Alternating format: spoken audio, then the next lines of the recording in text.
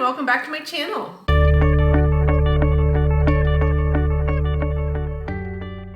Thank you so much for clicking on today's video and being here with me today. Today is another double feature in the kitchen. The first thing I'm gonna cook is a traditional Italian focaccia bread. This is one of my childhood comfort foods. It's a really nice, delicious Italian style. It's gonna be pretty easy, and this is another one of those recipes that is so versatile. Once you have the base, you can pretty much put anything on it you want, any type of flavors that you like. But the base is gonna be pretty straightforward and simple. And then also, today along with that, I'm going to be making a delicious mushroom pasta salad. So this is something that I'm gonna make warm, but it certainly can be served cool on really nice for that summer evening. Before I get started, don't forget to like and subscribe to this channel for more content like this. So first today, I'm gonna start by making my focaccia. So the first thing I'm gonna do is I have a nice medium bowl here. And to that, I'm going to go ahead and get my yeast ready and rising, because this will be a no-knead bread, but it does require some time to rise. So I have about 1.5 cups of warm water. This is about 100 degrees. This is hot water straight out of the tap, or you can heat this in your microwave for about 30 to 45 seconds. So I'm gonna put this in my bowl. And to that, I want to add a little bit of sugar. Sugar and yeast. Sugar is what the yeast is going to use to fuel itself and get nice and foamy and really create that nice fluffy bread. So I'm going to add 2 teaspoons of sugar, just plain granulated sugar, and 2¼ teaspoons of active dry yeast. So this is about the same. I'm using it from, I just have it in bulk in the jar, but this is equal to about one of those standard packages. I'm gonna sprinkle that on the top. And then I want to just kind of mix that around really quick. I want to just blend it together to make sure that all of that is saturated. I wanna make sure that all of that is mixed together in that warm water. So what I wanna do now is I'm gonna let this sit and kind of bloom for around 5 or 10 minutes. So we'll let it do its thing and we'll see you then. In about 10 minutes and our yeast has bloomed. So that's what we want to see. We want to see it nice and bubbly and frothy. If you find that yours hasn't done that, I would recommend throwing it away, as it's probably dead. It probably is no longer active. So to this, I'm going to add some flour and some salt. I'm going to add 3½ cups of all-purpose flour, 2 tablespoons of olive oil. I do recommend using extra virgin olive oil. This is going to give you that nice flavor that we want. And we're also going to add about 1 teaspoon of salt.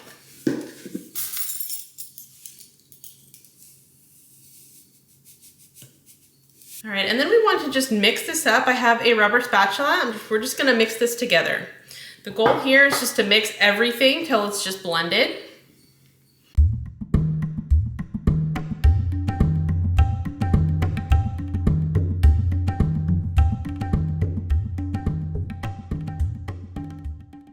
So this is exactly what we're looking for. And now what I want to do is I want to cover this in plastic wrap. I'm going to set this aside in a nice warm place to rise. So we want this about double in size. It's going to take about an hour. You can also use a clean kitchen towel to cover this as well. Cover this up in plastic wrap.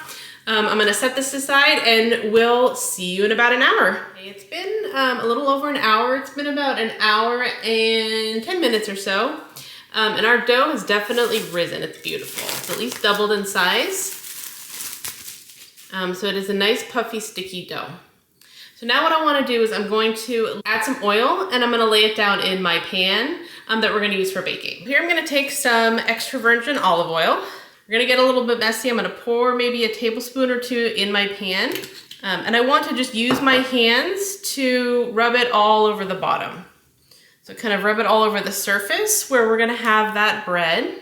Don't be afraid to get in there. Now I'm going to take my dough. I'm just going to kind of work with it with my fingers still oily.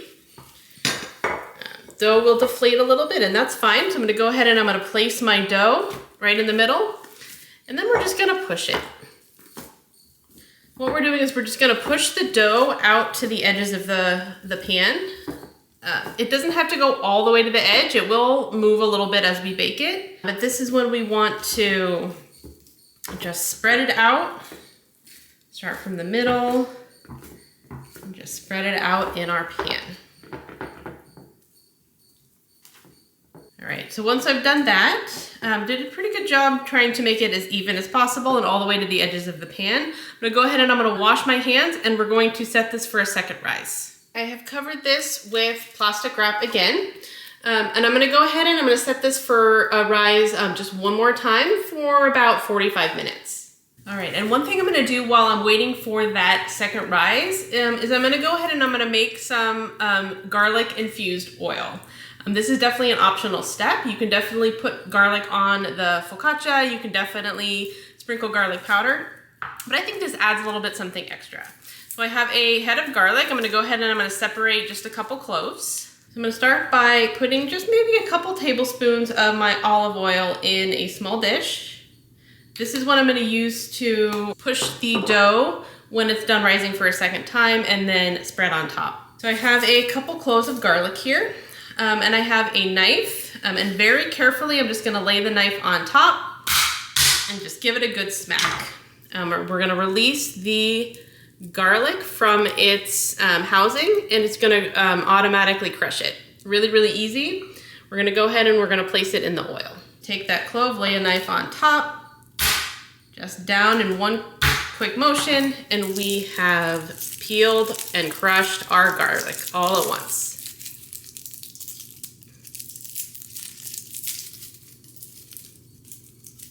And this one was pretty big, so I'm gonna give it one more crush just to break it up and pull out all of that beautiful flavor. So I'm gonna put this in my olive oil and I'm gonna add a little bit of rosemary. This is fresh rosemary, you can certainly use dried. I'm also going to sprinkle this on top of the focaccia when we take it out of the oven, but I'm just gonna chop a little bit. Just a couple chops. We just want to release those oils. We don't need to chop it up too small, and throw it in with our garlic. We'll give a couple more chopped up here. Put it in with our garlic. And we're gonna let this sit and infuse for another 45 minutes or so while we wait for our dough to be ready to put into the oven. It's been about 45 minutes and our dough has been sitting and it's risen nicely.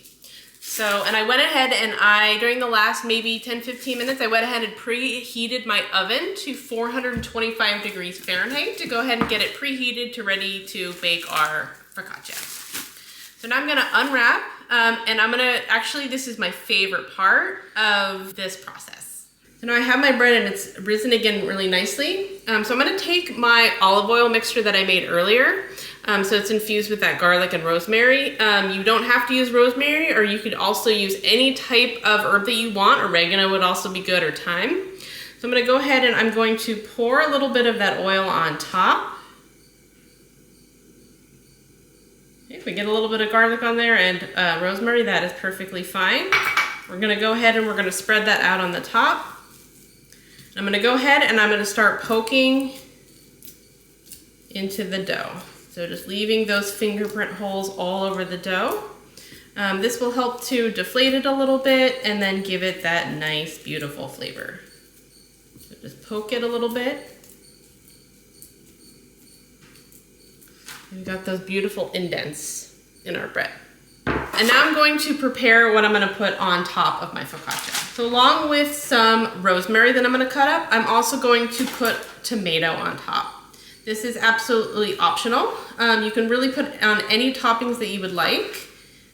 You can put any type of dry herb. You can put garlic, just plain salt, and olive oil is great as well. I'm just gonna take some cherry tomatoes and I'm just cut them in half so they can lay flat on top of the dough. And I'm also going to cut up my rosemary and sprinkle that on. I don't really need to cut it up that much, because just really enough to get it to break open and get all of that flavor. A trick for getting all of these leaves or the stems off of this is just to grab the top. So here's the stem and then here's the top, and then just grab it and pull those leaves apart and then pull down towards that stem. So you're left with pretty much just the those little pieces. Okay, so I'm gonna go ahead and I'm gonna cut those, give those a quick chop. I'm gonna start to lay my tomatoes. I'm gonna spread these out evenly on the top of the dough, on the top of the bread.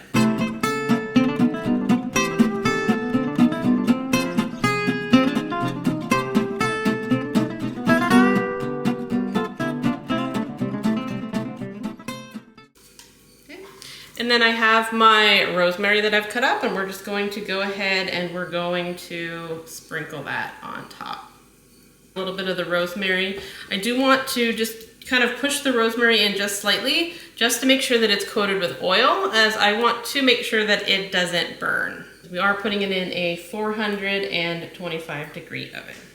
So I'm gonna go ahead and I'm going to actually save the rest of this oil, this last tablespoon or so, with this infused garlic.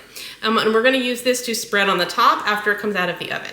All right, and I'm going to bake this at 425 degrees Fahrenheit for about 20 minutes. And while we are doing that, I'm gonna go ahead and I'm going to start to prepare our pasta dish. So for this mushroom pasta and feta dish, I'm gonna start with about 8 ounces of mushrooms. I'm just gonna use these white button mushrooms. You can use portobello, any types of mushrooms that you like. I'm gonna go ahead and I'm gonna chop these up and then I'm gonna get them started browning.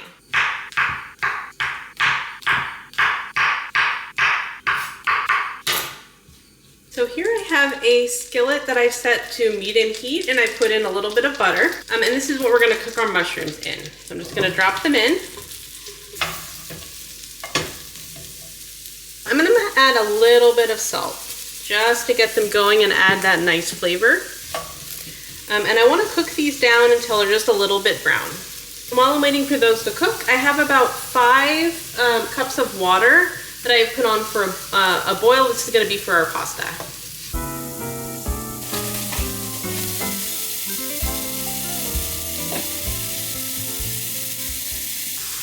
So my mushrooms have been cooking this way for about maybe 5 to 8 minutes. And this is exactly how I want them. They've shrunken down a little bit. A lot of the moisture has cooked off and they are nice and soft. You can certainly cook them a little bit longer if you like them really soft, but these look perfect. I'm gonna shut these off and then we're gonna cook our pasta. Okay, our water has come to a boil, so I'm gonna go ahead and boil my pasta. I'm using fusilli or corkscrew pasta. You can use any type of pasta you would like for this dish. So I'm going to put in enough for 2 people plus some leftovers. It'll be about half this bag. And I'm going to cook this into al dente, which for this one is about 10 minutes. But just follow the package directions on the pasta you are using. One tip for making sure you get al dente pasta is to cook, subtract a minute from that total cooking time. So if it says to cook it for 12 minutes, cook it for 11 minutes, drain it, and let it sit. So you're really gonna have that nice bite to your pasta. It's been about 22 minutes or so, and our focaccia is ready. It is out of the oven. Oh, it looks beautiful. So you want it to just be brown and crispy on the top. You can see how those tomatoes have nicely browned on the top. It smells incredible. That smell of that rosemary is really, really nice. I'm gonna go and I'm gonna set this aside to cool, and I'm gonna mix our pasta salad. I have mixed the mushrooms in with the pasta. I've let this cool for a little bit. Let it steam so it all dries out, and I'm gonna pour it into a medium bowl. And while it's still warm, I'm going to pour it with a little bit of extra virgin olive oil. Just enough to coat the pasta. I'm also gonna add some salt and pepper, so just a pinch, just to taste. We're gonna put in feta, so that's a little bit salty, so I don't want too much. Salt and pepper. And I have about a cup of just crumbled feta. You can use the seasoned feta if you want. I like this one. It allows me a lot more flexibility with how I season. I'm just gonna put that in there, and we're gonna give it a mix. It doesn't have to be hot when you're doing this, but we do want it to be warm enough so that feta has a little bit of a time to a little bit of a chance to melt and soften within that pasta. So just give it a quick mix all together. And we're gonna set that aside. So my bread is still a little bit warm. I'm gonna take some of that garlic olive oil that we made earlier, and I'm just gonna brush a little bit right on top. You don't need to be too liberal with it, just a nice even layer on the top. Get it on those edges too. Those are gonna be nice and crispy. I love the color of this. It's got all the red, the white, and the green, so it's the color of Italy. It smells incredible. I'm gonna leave both of these to cool a little bit, and then we'll go ahead and cut our focaccia and we'll try our salad. Our pasta is nice and cooled, and we're gonna give this a try. And our bread is nice and cooled, so I've let this cool for maybe about 20 minutes. It's still warm, but it is cooled, and we are ready to give it a try. Oh, that's perfect. So nice and crispy on the outside, nice, soft, and fluffy on the inside.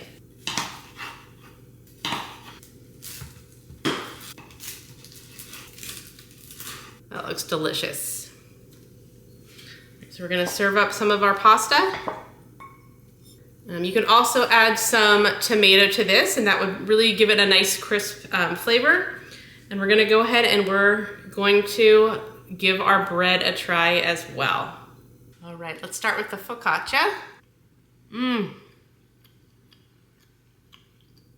Just as I remember, that's really, really delicious.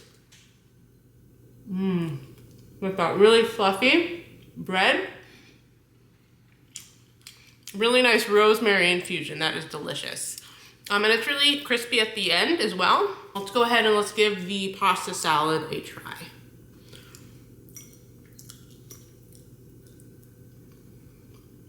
Oh, that's perfect. Mushroom, good balance of mushroom and feta.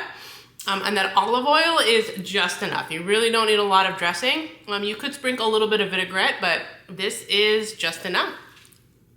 Thank you so much for being here today, clicking on today's video, considering liking and subscribing for more content, and I'll see you next time.